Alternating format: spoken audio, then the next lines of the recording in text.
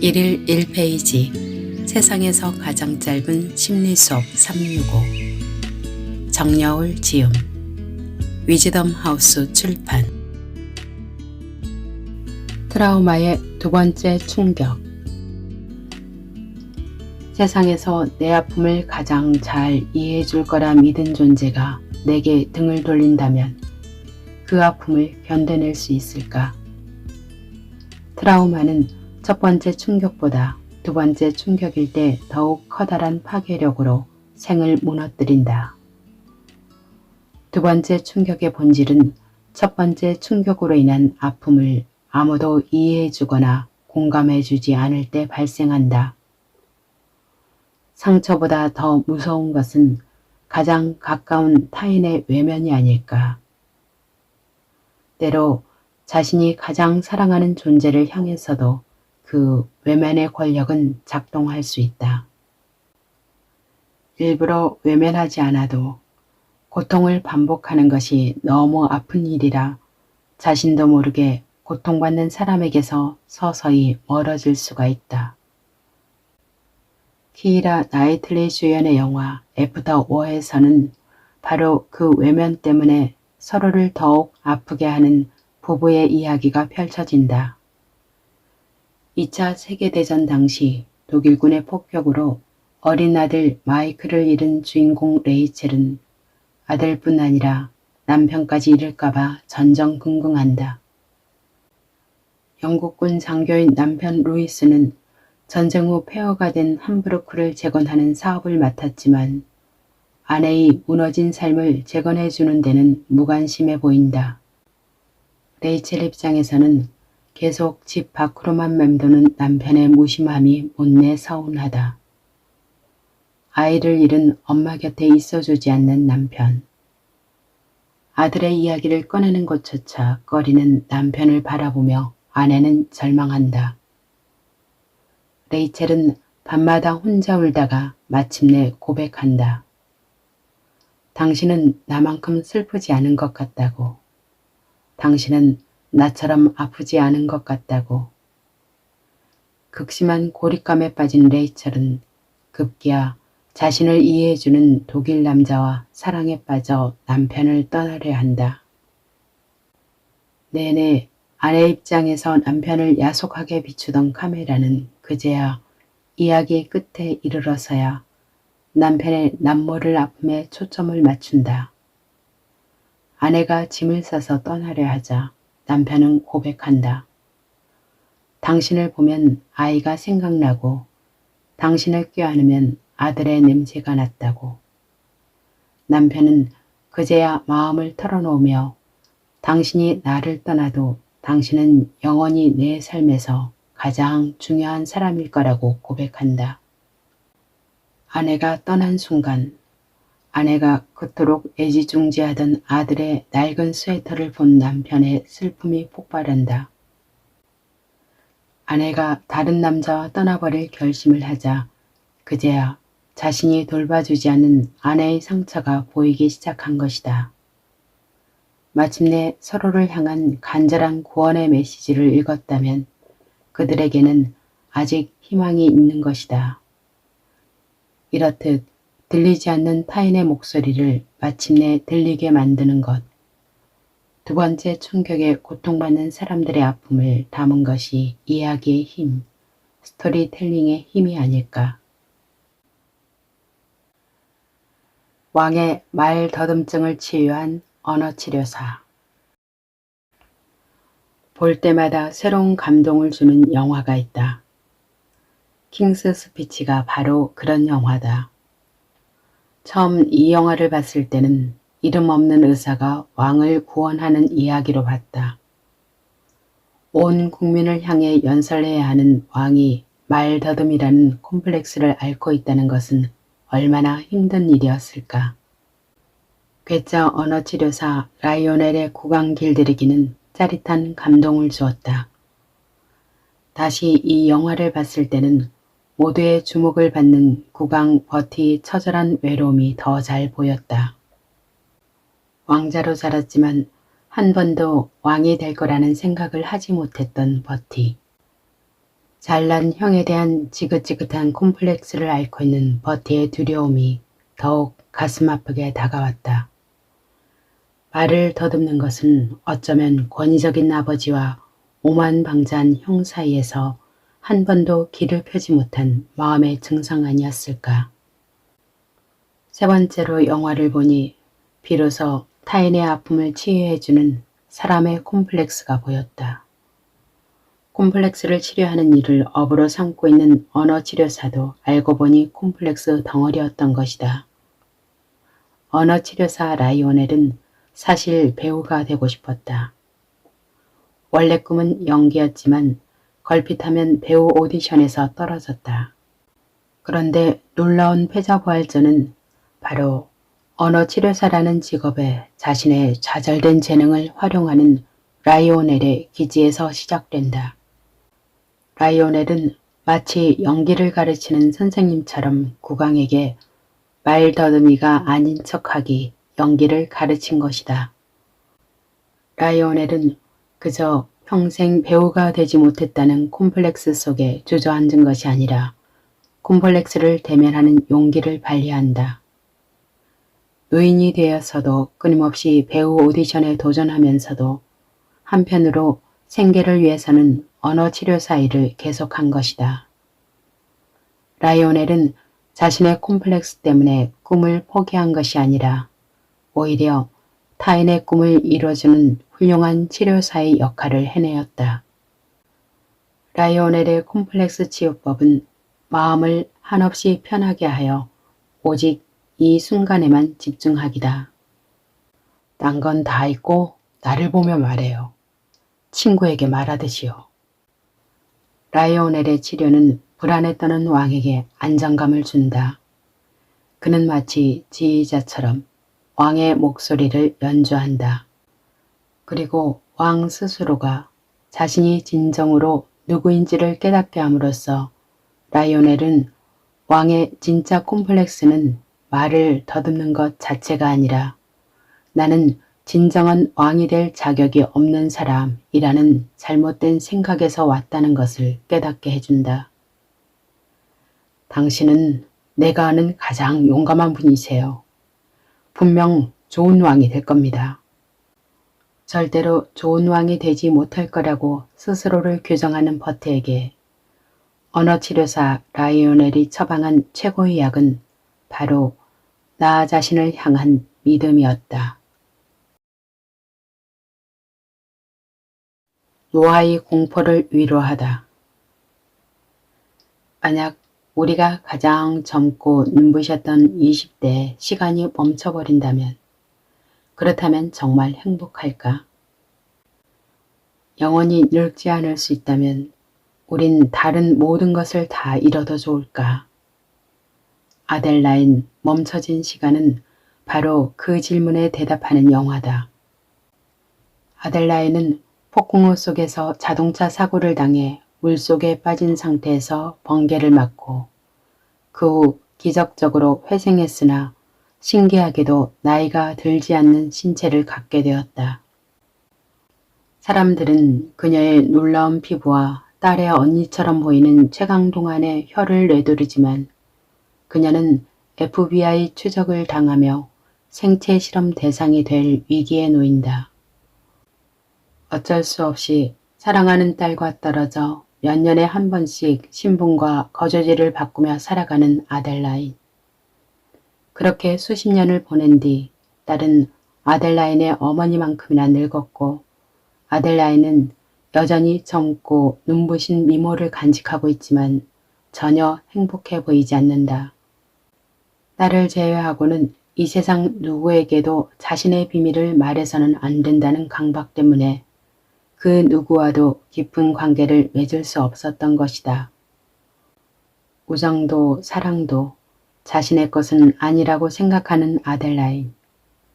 자신에게 다가오는 모든 인연을 차갑게 쳐내며 그녀는 점점 노쇠해가는 딸의 안부를 걱정한다. 영원히 늙지 않는 여인. 아델라인은 결코 행복하지 않은 것이다. 그런 그녀에게 드디어 진짜 사랑이 다가온다. 앨리스는 그녀의 모든 것을 다 받아줄 것 같은 착한 남자지만 그녀는 애써 그를 향한 사랑을 부정하며 괴로워한다. 107세의 나이에 29세의 젊음을 간직한 아델라인. 그녀는 자신이 아무리 부정하려 해도 누군가를 사랑하고 싶은 따스한 마음만은 버릴 수 없다는 것을 깨닫는다. 이 영화는 늙지 않는 기적보다는 우리 삶의 소중한 인연들이 훨씬 소중함을 일깨워준다. 사람들은 처음에는 아델라인의 눈부신 미모에 매혹되지만 알면 알수록 풍부한 지혜와 경험으로 가득한 그녀의 내면을 더욱 사랑하게 된다. 나는 아델라인의 주름 하나 없는 피부보다는 그녀가 여러 외국어를 할 줄 알고 많은 옛 골목과 역사적 사실들을 기억하는 것이 부러웠다. 그녀는 그 어떤 지구인보다 많은 책을 읽을 시간이 있었고 그 어떤 지구인보다 많은 것을 배우고 느낄 시간이 있었다. 나이 든다는 것은 어쩌면 더 많은 슬픔과 더 많은 기쁨을 경험하는 존재가 되는 것이 아닐까. 기쁨도 풍요로워지지만 슬픔은 더욱 복잡하고 깊어진다. 나이 들면 결코 저주가 아니라 삶을 사랑해온 기억의 나이테가 점점 늘어가는 축복이 아닐까. 아델라인 멈춰진 시간은 노화를 향한 공포감에 시달리는 현대인에게 위안을 주는 영화다. 가해자의 트라우마로부터 벗어나기. 오직 한 가지 방법밖에 없을 때가 있다. 오직 사과하고 또 사과하는 것밖에는. 진심으로 사죄하는 것밖에는 상처로부터 벗어날 길이 없을 때가 있다. 영화 어톤먼트에서는 어린 시절 한순간의 잘못 때문에 평생 죄책감에 시달린 한 소녀의 고백이 펼쳐진다. 나는 이 영화를 통해 피해자뿐 아니라 가해자에게도 트라우마가 있다는 것을 깨달았다. 때로 가해자의 트라우마는 피해자의 트라우마보다 더 치료하기 힘들다. 스스로 심각성을 모르기에 그 누구의 공감도 얻기 힘들기에 선한 사람도 때로는 가해자가 된다. 어턴먼트의 주인공 브리오니는 어린 시절 사촌의 강간범을 잘못 지목하는 실수를 저지르는데 죄 없이 강간범으로 몰린 사람은 바로 친언니 세실리아가 너무도 사랑하는 남자 로비였다. 브리오니가 저 사람이 강간범이다 라고 잘못된 증언을 함으로써 죄 없는 로비뿐 아니라 그를 사랑하는 세실리아의 인생까지도 완전히 망가지고 말았다. 로비는 감옥에 갇혔고 세실리아는 그를 끝까지 기다리려 했지만 전쟁이 일어나면서 두 사람은 비참하게 각자의 자리에서 죽음을 맞이하며 영영 사랑을 이루지 못했다. 어린 소녀 브리오니의 마음속에는 복잡한 사악함이 숨어 있었다. 사랑에 빠진 두 연인을 향한 질투. 자신은 결코 로비와 세실리아 같은 아름다운 연인들의 세계에 편입될 수 없음을 깨달은 소녀의 소외감. 강간이 무엇인지도 제대로 알지 못하는 상황에서 언니와 로비의 키스 장면을 훔쳐본 기억이 일종의 방아쇠 역할을 하여 로비를 범죄자로 몰아간 것이다. 어른이 된 브리오니는 속죄를 위해 전쟁 중에 간호병으로 지원을 한다. 피 흘리는 군인들을 하나하나 치유하며 그녀는 자신의 죗값을 치르려 하지만 자신이 가장 끔찍한 상처를 준 두 사람, 로비와 세실리아를 직접 만나 사죄하는 것 말고는 길이 없었다. 하지만 브리오니는 차마 두 사람의 얼굴을 마주할 용기를 내지 못한다. 오랜 세월이 흘러 브리오니는 마침내 꿈을 이루어 유명한 작가가 되고 그녀는 마침내 속죄의 방식으로 글쓰기를 택한다. 전쟁 박물관에 보관되어 있는 로비와 세실리아의 연애 편지를 토대로 비극적이면서도 아름다운 사랑 이야기를 소설로 쓴 것이다.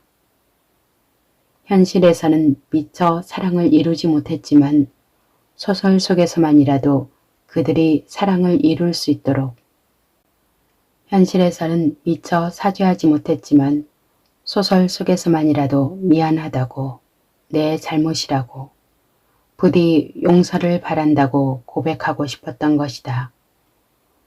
글쓰기의 힘은 바로 그런 것이다. 미처 현실에서 이루지 못한 사랑과 용서와 부활까지도 글이라는 영혼의 씻긴 곳을 거치면 가능해진다. 브리오니의 소설 속에서는 마침내 로비와 세실리아는 사랑을 되찾는다. 아픔을 치유한다. 마침내 영원한 하나가 된다. 감사의 마음으로 아픔을 치유하다. 시간이 갈수록 감사야말로 최고의 치유의 감정이라는 생각이 든다. 마음을 치유하는 감사의 마음은 단지 내가 뭔가를 확실히 선물 받았기에 느끼는 개상적인 감정이 아니다. 생에 대한 감사, 살아있다는 것에 대한 감사, 주변의 모든 것들에 대한 감사는 성숙한 사람들만이 느낄 수 있는 마음의 축복이다. 얼마 전 영화 아멜리에를 보다가 이 영화야말로 감사라는 마음을 표현하는 데 가장 잘 어울리는 작품이라는 생각이 들었다. 사랑하는 사람이 세상을 떠난 뒤 너무 외로워서 세상에 도통 감사할 일이라고는 없어 보였던 아멜리아가 삶 자체를 향한 무한한 감사를 배우는 이야기이기 때문이다. 어린 시절 어머니가 돌아가신 뒤 외로운 삶에 우울해하던 아멜리에는 우연히 발견한 고물 상자를 주인에게 찾아주면서 타인을 행복하게 해주는 일의 기쁨을 느낀다. 나의 아주 작은 배려가 누군가의 삶을 완전히 바꿀 수도 있구나 하는 깨달음을 처음으로 느껴본 것이다. 아멜리에는 자신의 사소한 행동이 누군가의 삶에 커다란 선물이 되었다는 사실을 알고 너무 기쁜 나머지 주변의 사람들을 어떻게든 돕기 시작한다. 눈먼 할아버지가 길을 힘겹게 걸어가는 모습을 보고 갑자기 다가가 세상의 풍경을 하나하나 가르쳐주는 장면. 제가 도와드릴게요. 발 조심하고 건너세요. 군악대장 미망인이 지나가네요. 마을 동상의 귀한 쪽이 떨어져 나갔네요. 꽃집 주인이 웃고 있고 눈가엔 주름이 많아요. 막대 사탕들이 빵 가게에 진열돼 있고요. 냄새 좋죠? 멜론을 맛보기로 나눠주고 있네요. 사두맛 아이스크림이네요. 저희는 지금 정육점을 지나가고 있어요. 작은 치즈는 12프랑, 큰 건 23프랑이에요. 아기는 개를 보고 그 개는 닭을 보고 있어요. 지하철 매표소 앞이에요. 전 이제 가볼게요. 아벨리아가 수다보따리를 풀어놓으며 온 세상의 아름다움을 속삭이자 그 짧은 3분여의 시간 동안 할아버지의 인생이 바뀐다. 세상의 빛이 할아버지에게로 쏟아지는 느낌. 이것이야말로 무한한 감사와 축복의 감정이다. 영화 속 아멜리에처럼 서로를 어여삐 여기고 틈날 때마다 누군가를 도울 수 있다면 할아버지에게 기적 같은 삶의 기쁨이 햇살처럼 쏟아지는 모습은 뭉클했다. 바쁘게 일에 열중하느라 하늘 한번 쳐다보지 못하는 당신에게 아멜리에의 발칙한 상상력과 따스한 감사의 미소를 선물하고 싶다. 아멜리에는 우리를 향해 이렇게 속삭이는 듯하다. 세상은 나의 상상보다 훨씬 더 아름답고 눈부시다고. 어서 빨리 신발을 신고 바깥으로 나가 자연의 풍요로움과 아름다움을 마음껏 느껴보라고. 바람이 불어온 그 밤에 잊고 지냈던 저